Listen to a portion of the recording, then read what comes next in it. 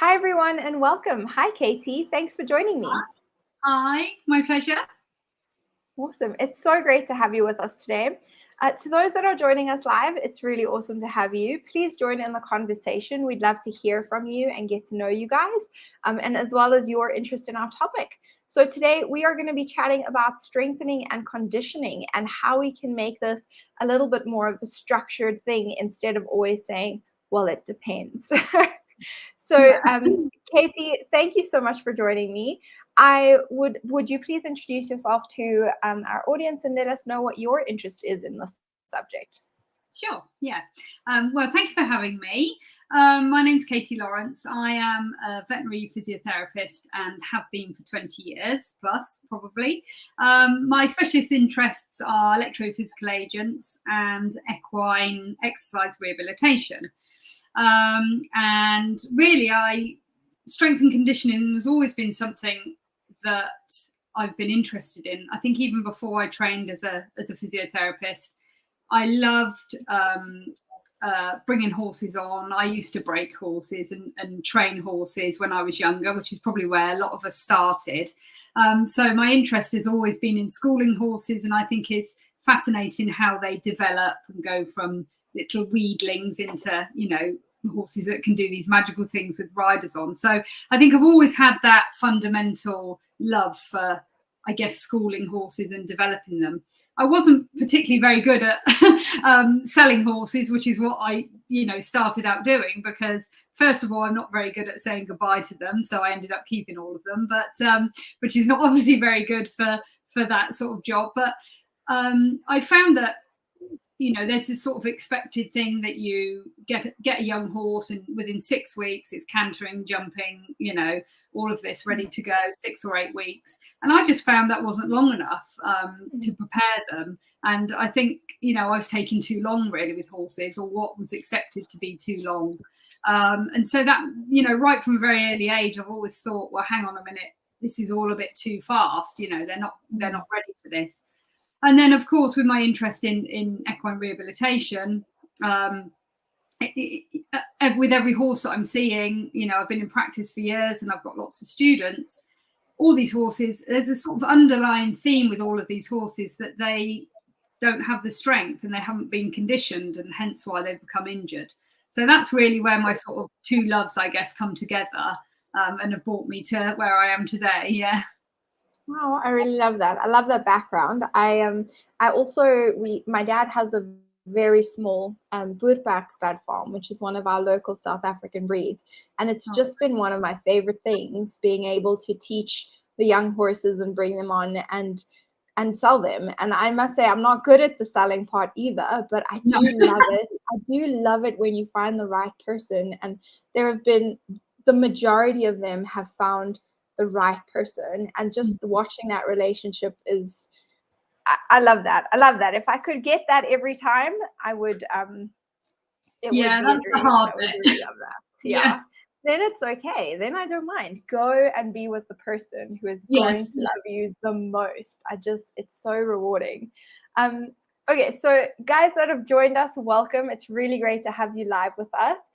I would love to hear from you, so please join in the conversation. Ask any questions that you might have. We are talking about strengthening and conditioning horses. So any questions or comments or thoughts, we'd love to hear from you. Okay, so Katie, why is strength and conditioning important, and why do you think it's kind of a missing component in horses at the moment? Yeah, I mean, I guess the in a nutshell, the reason why it's so important is to reduce injury. So we've got the sort of that component. If we can strengthen a horse correctly from the start, we're going to dramatically reduce the chance of injury as they move on through their career. Now, obviously, we can't eradicate that altogether. Horses get injured. They can be a bit accident prone, and we know that. But a lot of the injuries that we are presented with as therapists could have been avoided. They are because the horse has just not been prepared, or a weakness has just not been picked up and worked on. And so really, that's obviously a key thing, is we want to reduce injury, but also there's obviously the performance enhancement side. If we can strengthen these horses correctly, then they're going to perform better, which is obviously a big part of what we ride them for and what we want them for.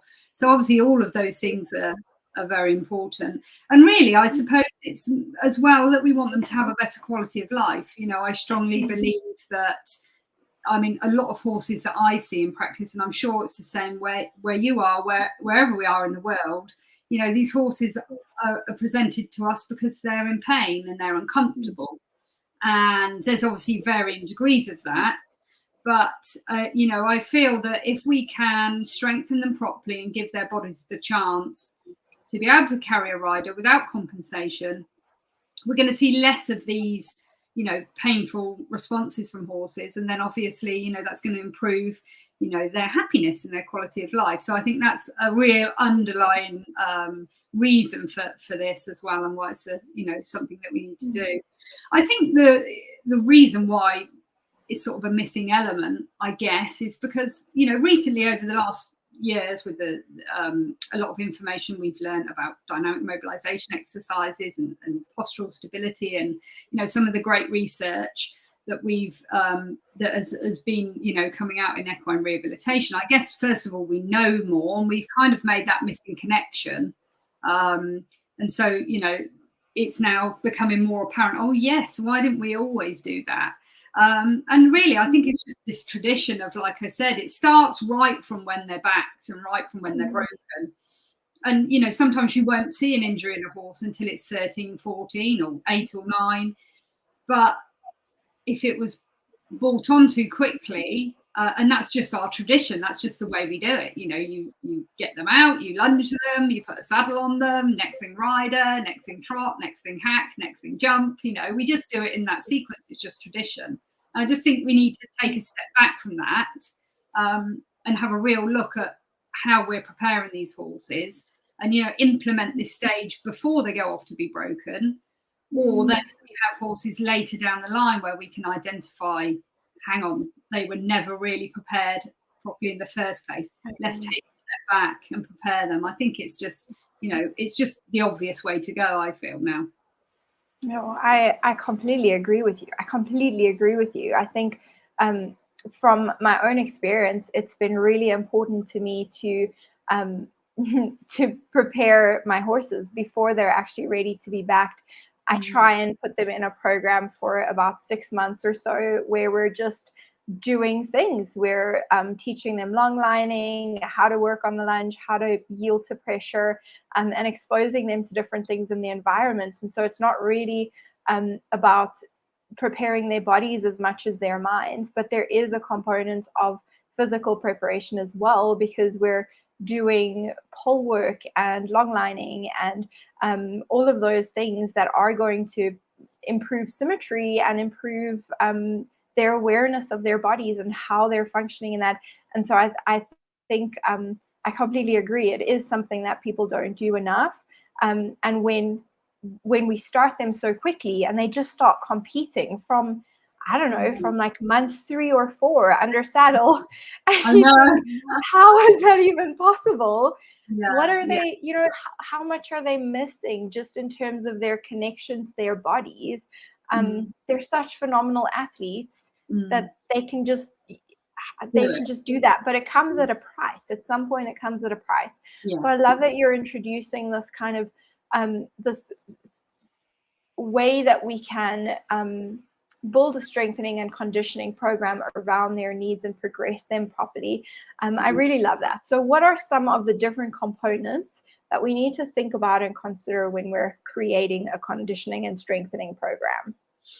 Okay, well, with our method that we've developed, I guess our method is sort of a mixture of all sorts of things that you see in the human field. I do follow the human field a lot because we are lacking with the evidence that we have, but of course then you have to try and translate that into what we can actually do with horses, because we can't say to them, okay, stand on one leg and do some movements and close your eyes. We can't get them to do that, so we have to be quite creative about what we do. But I think the fundamental points are still the same, and that we need to build these horses from the ground up. And I use an analogy of building a house, and we have sort of phases. They're non-linear phases, but phases that we work through. And the most important quadrant in the matrix that we use is the evaluate quadrant.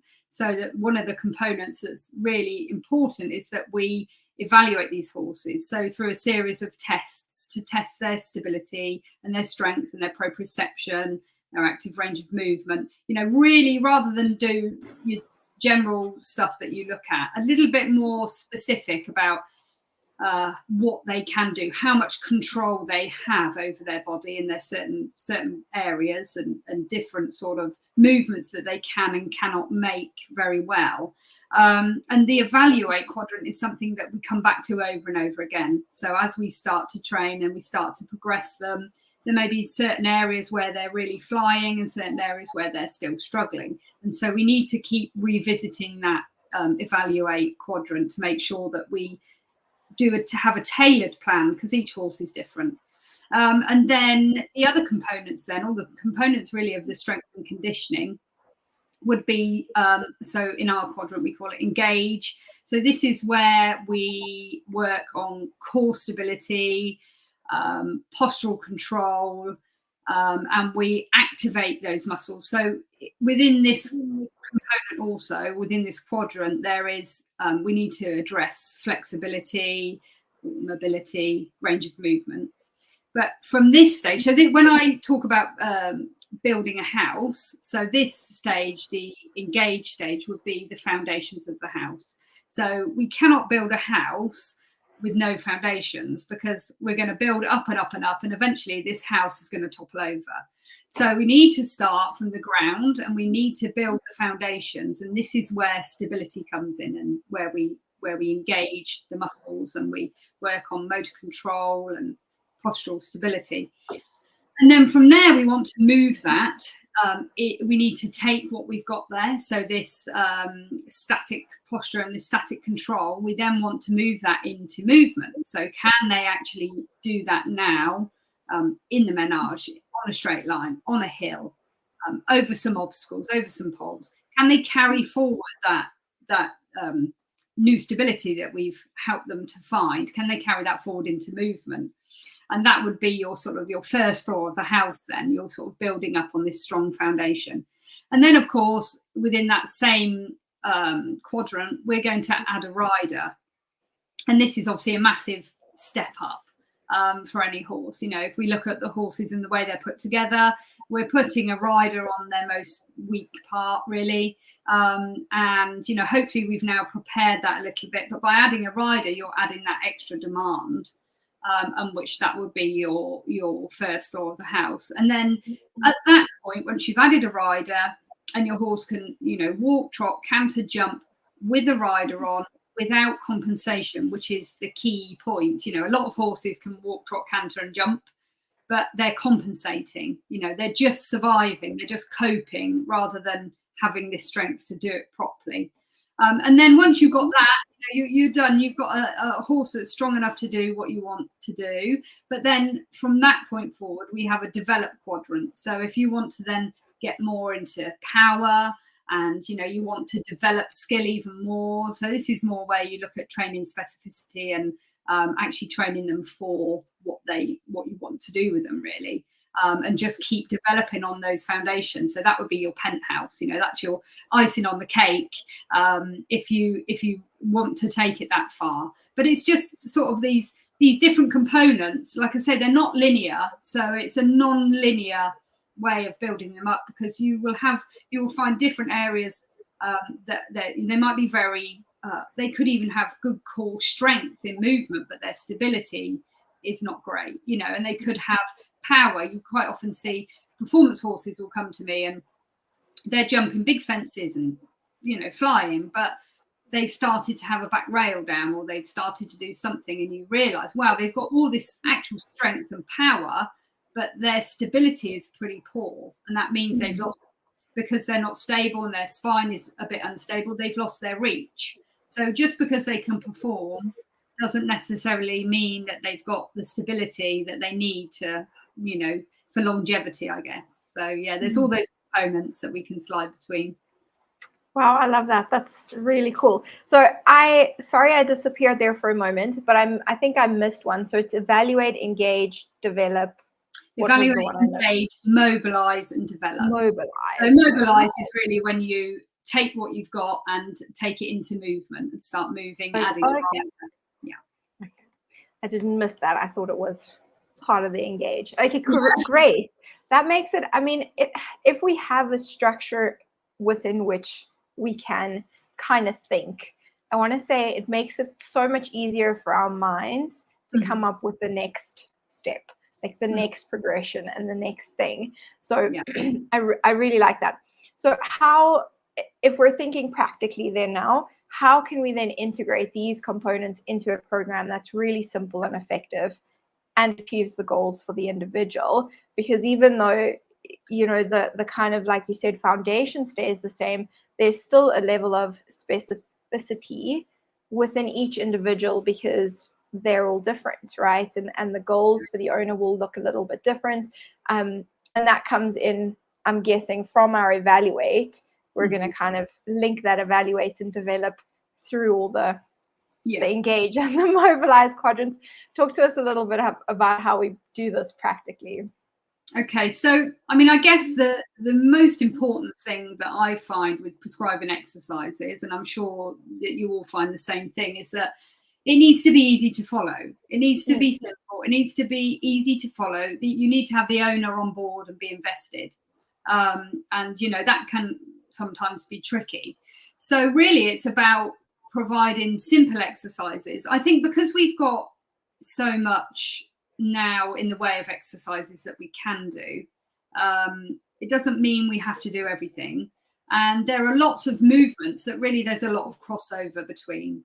And so I think really it's better to keep simple exercises and build them together. And I think people need instruction with that. So really the way that we do it, so we have coaches. So we now train coaches, and these are either therapists or experienced coaches already that coach people for equestrian sports. And they will actually meet with the client, and they'll actually do their evaluation every week or 2 weeks, depending on the case. Do their evaluation. Off the back of their evaluation, they will create some very specific exercises. We have an app that you can send the owner the videos that they need to do. You can give them the instruction there, and they can talk back and they can tell you if they were difficult, if they were easy. And so you keep this, it's almost like you hold their hand through the process, but of course it is the owner that has to do it. It's not the coach. We can tell them, show them how to do it, show them that he's improving, and show them what they need to do. But obviously they're the ones that need to do the work, so we really need to have them on board. And in order to do that, practically we do need to keep it simple and easy to follow. And I think that's easier to do than you think, really. When you actually boil it all down to what we are trying to achieve, it tends to be a certain sort of set of exercises that, rather than suddenly go off and do something else that's amazing, you're really just building on the exercises before. You're making them harder, you're making them longer, or you're making them movement or over an obstacle. And I think that's easy for the owners to understand then, because you say, well, we're taking this exercise that we built all the way up, now we're going to do it over here, rather than think they've got a whole new thing to learn. But yeah, it can be difficult. And also the other thing is, I mean, I see a lot of this is groundwork. We do take it into ridden work, but there's obviously a lot of groundwork, people doing groundwork, and a lot of that is preparation for competition. So they'll do some quite difficult movements on the ground, whereas ours, I think, for with the goal of wanting to just strengthen a horse and get them proprioceptively aware and all the things that we're trying to achieve, the movements that we can do are quite simple and easy for the owners to carry out. Because I find if you say, oh, here you go and do haunches in down the side with your school. First of all, the horse doesn't know how to do it. And second of all, the owner doesn't know how to do it. So there's a huge training component there. But I think if you can make those movements more simple, still functionally correct, more simple, and once they've developed that and they've got that baseline strength, if they then want to go off and do sort of extra training in all these sort of more advanced movements, then they've got the foundations to do that. But I think practically it's keeping it simple for people and easy to follow with instruction is sort of, that's it in a nutshell, I think. Okay, we have a really great question here. What is the time frame reference in these quadrants in a weekly perspective? How many weeks do we take on engaging movement and development? That's a really good question. It's a very good question. And I fear I'm going to say it depends, which is what Anae and I were talking about before we started, is that having taught equine rehabilitation or exercise prescription for years, I found that the most frustrating thing for students is when you say, well, it depends, and the problem is it does depend on the case and how fast and how slow they progress. But that's why we've created a method that you can follow, and we have blueprints. So it's generally would be a 12-week program to take a horse from all the way through the quadrants to a point where they're good enough to carry a rider, be able to move, be a little bit flexible, have core strength right from the baseline. So we do have a blueprint, and that would be 12 weeks. But in reality, that's the sliding scale. And the reason why the quadrant works so well is because we have this evaluate component.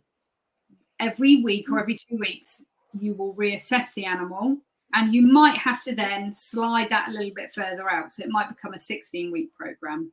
Or sometimes, quite rarely, they progress much more quickly than that, or their start point is a lot further forward, and it might be a shorter program. But in general, really what we tend to do is within the first 2 weeks, we work quite hard on that postural control and that core stability.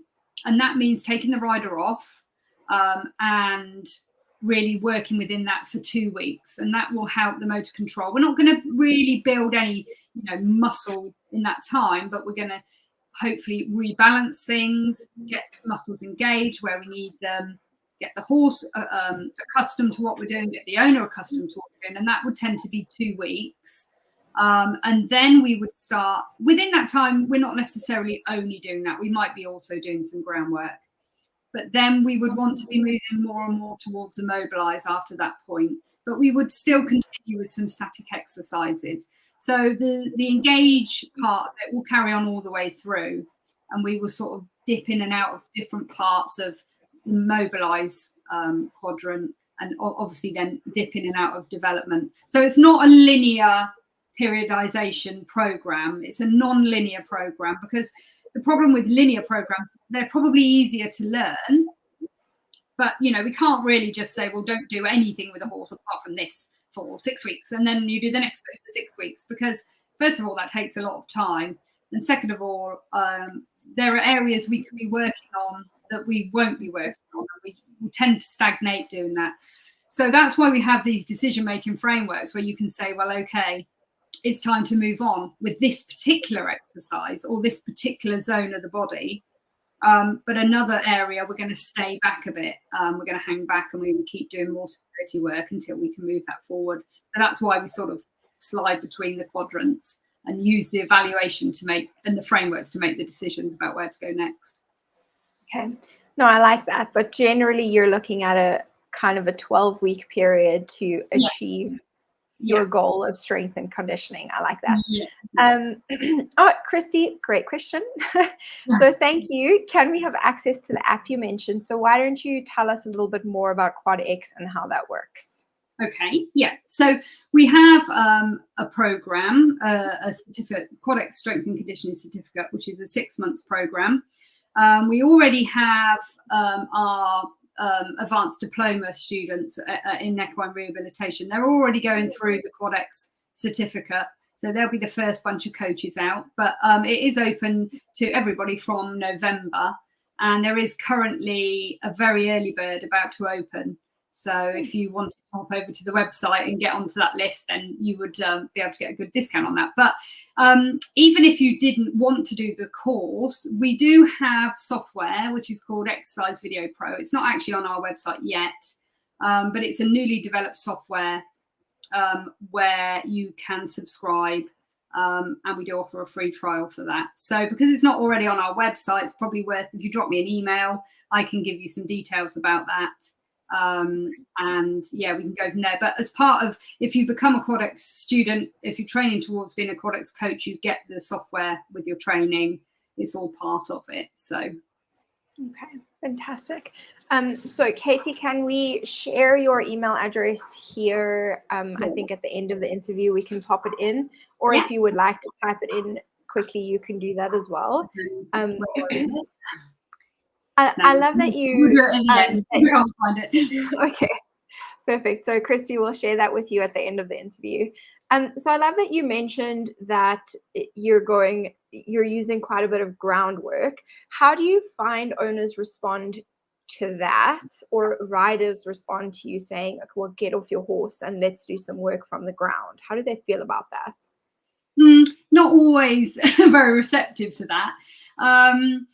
No, I think they are. I think if it depends on where they are in their training program and how, I guess, competitive they are.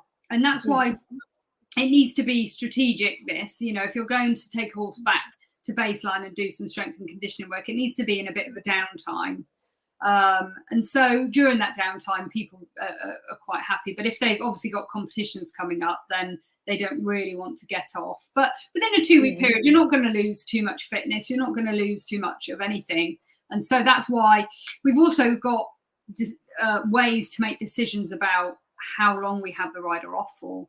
And to be honest, there are some cases where I'd have the rider off for 6 weeks, but that is normally because, the horse is really compensated. You take a look at their posture, you take a look at all the tests that we do, and you think, this horse is on the verge of breaking. So at that point, we need to get the rider off. That's number one. And sometimes that's for 6 weeks. And, you have to be upfront about that at first, and say, your horse is not strong enough to resist the downward pressure of you sitting on him.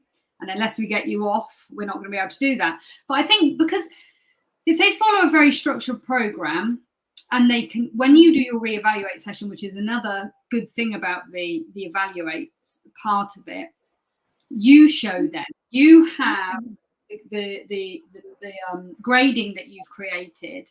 They can do this, they can't do this, they can do this, and they do this poorly, they do this very well. And you do that with the owner, so they're invested. And then when you show them in 2 weeks' time, hey, we're getting some improvement here, they tend to be more invested at that point to carry on. But I think mostly the type of owner that would be open to what we're saying is sort of the type of person that would be happy to get off if they think that's the best thing for their horse. But it's not always met with open arms. Okay, no, I love that, because I find that with my patients, the advice that I give most often is, let's do some groundwork, get off your horse and let's do some groundwork. And I find that from both the training perspective as well as the rehab perspective. And mostly it's met with like just complete, like, what? The ultimate unknown, right? No idea how to work with their horses on the ground or be with their horses on the ground. It's just not done. So I like that that's a big part of what you do. I think that if I could give everyone advice, the same advice, just get off your horse and learn to do groundwork. I don't care what you do, how you do it, just do it. It's so just like doing it badly is better than just not doing anything at all. Get off your horse. Yeah, I know. What do you think? Do you have a piece of advice like that you feel you just want to drum into people's head? Because for me, that's the thing for me. Can we all just get off our horses and do some groundwork? Probably the same, to be honest. It's probably the same, because I just don't think that people realize what a hindrance a rider is to a horse. And I think that's because we've always ridden horses, as far as we're concerned, horses are there to be ridden. I mean, yeah, they're big, strong animals. They can carry a rider. They can, absolutely. But I think if you take the approach and explain it a little bit to them that, really the horses aren't designed to be ridden. They're a pretty good, strong animal that can be ridden, but the spine is not designed to carry a rider. It's just not. They weren't made to carry a rider. And even that, sometimes people you see like go on and think, oh yes, I hadn't thought of that. Yeah, exactly. And so when we can sort of drum that home to them, listen, their spine is there to hang their gut on, and that's what it's for. And then all of a sudden we're adding all of this pressure, and all of that pressure changes, the kinematics of the spine, changes the movement of the horse. And he cannot carry you. It's very unlikely that any horse without a little bit of extra attention can carry a rider without compensation. So they, as I said before, they can carry you, but they can't carry you without compensation. And those compensations develop and snowball into being, oh, why is my horse now injured? Well, that injury actually started 4 years ago, or 2 years ago. It hasn't. I think, again, a lot of people think that an injury happens overnight. My horse was fine, I was competing, and then, oh, now it's lame. Yeah, that doesn't happen very often. Obviously, we have traumatic injuries, but mostly that's not the case. So I think it's just educating people, and I use 2 types of horses to try and explain this to them, which I call a surviving horse and a thriving horse. And so I try to explain to owners that your horse, I ask them, how do you think your horse copes with the work?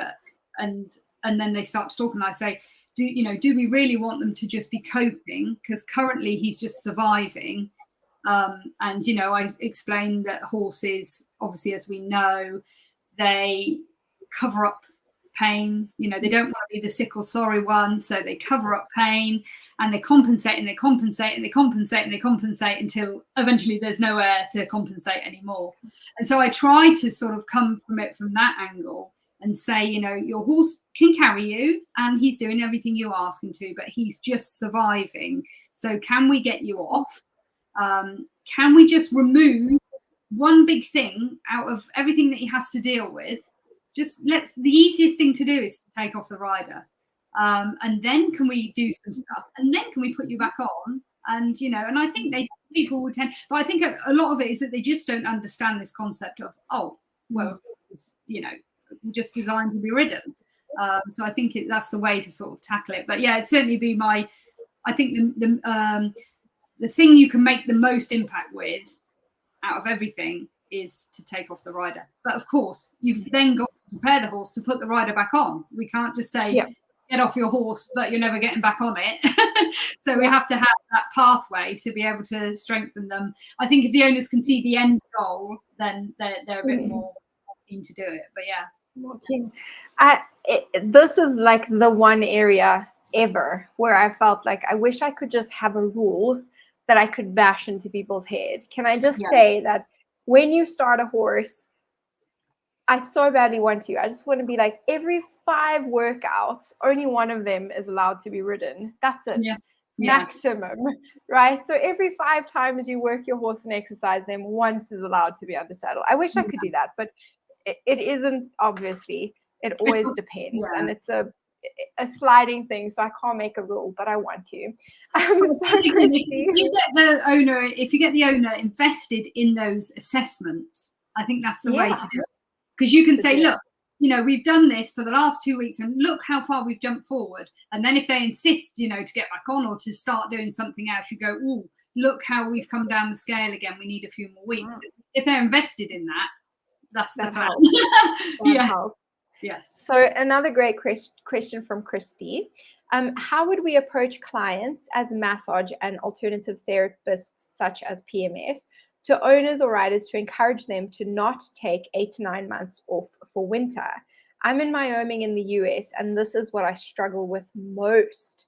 That's a really good question. So how can we keep horses in some form of work through the winter months so that they're not spending this massive amount of time off? Well, another good thing is, I think if they think about having to keep horses in work, if you were to say to somebody, okay, can you just ride them 2 or 3 times a week so that they just keep ticking over, that becomes complicated, because a lot of people think, well, I'm either off or I'm on. They need a break mentally, fine. That is true for a lot of horses. And I think horses, physically, a break is not always a bad thing. But and also another element to that is if the horse tends to be a little bit naughty. Obviously, if you drop their work back and you only ride them once or twice a week, you might have a horse that you can't manage, and then they jump about and hurt you and hurt them. So I think what a really good approach to that is to persuade them to do some groundwork, even if it's only stable based exercises and stability core work inside, and maybe some, just some walking. I mean, I think funnily enough, in strength and conditioning, or really even in rehab, the walk is the most useful, really, gait. Because even just walking over poles and things like that, we're going to be working on stability. We're going to be working on strength, even more so than if they were just trotting over them and doing even more active work. So I think a good way to persuade people is to say, okay, you don't need to ride, that's fine, but can we do some stable based exercises at least? And I think they like that, really, because they're there anyway, they're grooming the horse, they're with the horse. It gives them something to do. It's a bit of bonding time. You can give them some scales so that they can watch their horse progress, and it's quite a nice thing for them to do stable based exercises rather than have to get on and go off and do a lot. So I think it's a good way to do it, really. I like that, and it builds a different kind of relationship and dynamic as well, right? If you're doing something in the stable, yeah, I really like that. So, what kind of stable based exercises would you be including in that? Well, I mean, the obvious ones are dynamic mobilisation exercises, which we all know about, and so they're very useful. They're also good for mobility as well and range of movement, not just that core stability, but they're really useful exercises to do. Just some basic static exercises, so thoracic and pelvic rocking, or they can progress that to destabilizing them using balance pads, and things like that. It depends how much they really want to be invested, but I think, like again, I've said, we've sort of got these sets of exercises, but we can be quite creative about the way that we can progress those. So even just using dynamic mobilisation exercises, we can progress them so much. Through time, the horse will become more mobile. We can hold them for longer. We can do repetitions, different repetitions, one side to the other, rather than just what we're taught, which is move them and hold it for 5 seconds. We can make that longer. We can make them more mobile exercises. So just moving from side to side, we can get quicker with those. And we can put them on unstable surfaces. So we can even make dynamic mobilization exercise more difficult by adding balance pads and then doing them on the balance pads, or even adding a destabilizing exercise with a dynamic mobilization exercise at the same time, such as a hind limb protraction with a stretch using a bait at the same time. The only thing I'd probably say that can make it a bit more difficult is that for quite a lot of the exercises, you need 2 people. There are a lot that you can do. But I mean, if you work with a horse for a long time, and this is another thing that's quite fun to do over the winter, you can train them to do some really cool things. My horses now, I just tap them and they do what I say. I don't have to use a bait. I just say here, and they bring their nose to where I tell them to go. Or if I, tap them with, the stick, just a gentle tickle, they'll know that means they've got to do this or do that. So that's quite a fun way to build it in and progress those exercises as well. You're basically teaching them some little tricks, but the tricks are helping them as well. So it's quite a good way to do it. Yeah. Oh, I love that approach. That's actually one of my favorite ways of doing dynamic mobilization exercises. I don't always use it, but sometimes in the right situation, I like to use target training to teach that. And I feel that there are some benefits to that, like if the horse is targeting a ball on a stick, for example, they're not as motivated as they are for a carrot. So they won't, go into as much range of motion, which means it can be a little bit safer and a little bit more conservative in specific cases. They'll do much more self-limiting in that kind of scenario. And you're starting it much slower because it's a new trick or behavior that they're learning. You're not holding that stretch for 5 seconds. You're holding it for a second at a time. And in some cases, that is the approach that I like to take, and then extend that time and build on that time.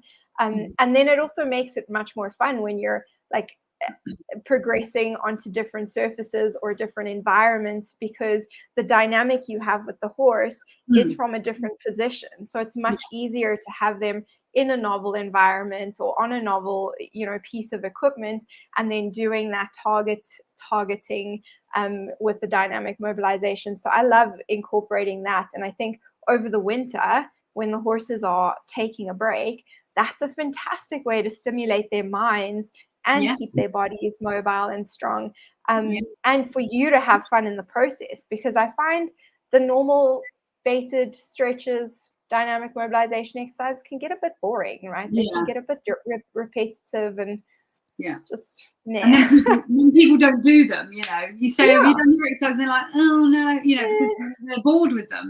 So it's always good to give them something.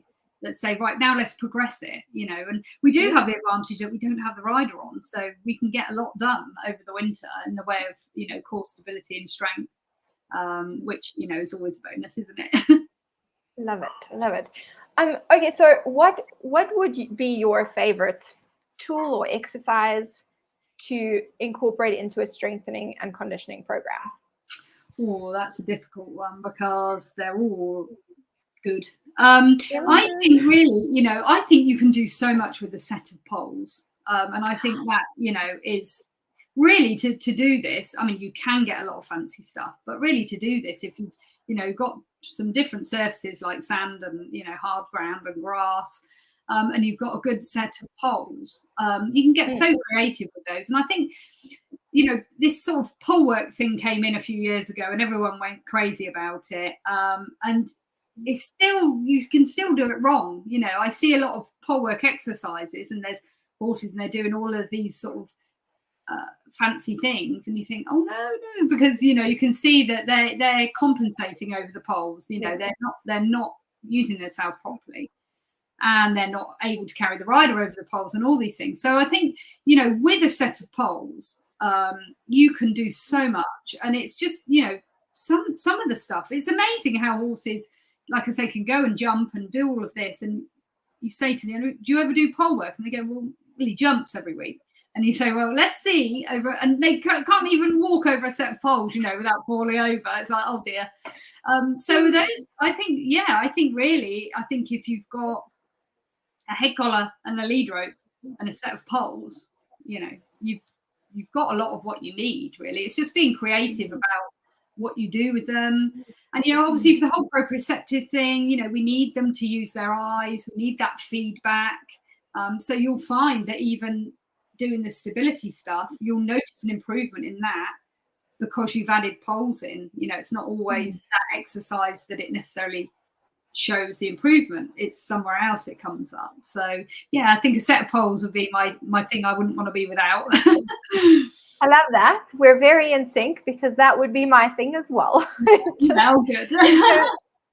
In terms of the goals that we have and the different kinds of things we might want to achieve, much of that can be done with poles.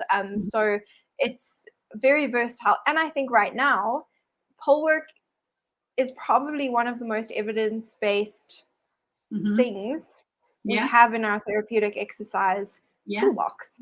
So it's the thing we know the most good things about from our research. So that's the other exciting part of that. I really like that. Yeah, and we've also got obviously some new research coming out from Russell Guire and his team on those as well. So that's really exciting. Yeah. So that's going to give us even more meat on the bones, really, which is really important. And that research is about how they use their self over poles, because again, that's something that I find I have to try and work quite a lot with my clients, because they'll say, oh, he can do 5 raised poles in a row. And I say, oh, okay, so let's do 5 raised poles in a row. And I think, well, he can. And as far as they're concerned, he doesn't knock them over.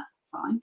But when you look at the compensation patterns in the body, you know, he's using axial rotation, or he's using, you know, all different movements to get over. He's not actually increasing the range of movement. Whereas if you were to lower those poles, he does use the range of movement of the limb, and then gradually we can build that and develop it until we go up again, and then they do it properly. So I think, you know, again, if we can have the research that we've got now to say that what we know, what I guess it's, we always sort of follow things what we think we know, but then when the research comes out to back it up, you think, oh yeah, that's good, because I can use that to my advantage. But yeah, exactly. All right. Thank you so much, Katie, for joining us. Where can people find you? Where can they find you if they want to learn more about the Quad X? So there's a couple of places you can find me. Through email, through my websites are probably the easiest. So the Animal Rehabilitation and Health Academy is my umbrella company. So you can get hold of me there at katie@animalrehabhealth.academy. Or if you want to go over and look at the Quad X website, that is quadxmethod.com. And you can also contact me through that website as well. But either of those ways, probably emails are the best way to get hold of me. Awesome. Thank you so much for joining us. And to those that have been live with us, it's been really great having you. If you're watching this as a recording, please feel free to share any questions that you might have. We'd love to hear from you. All right.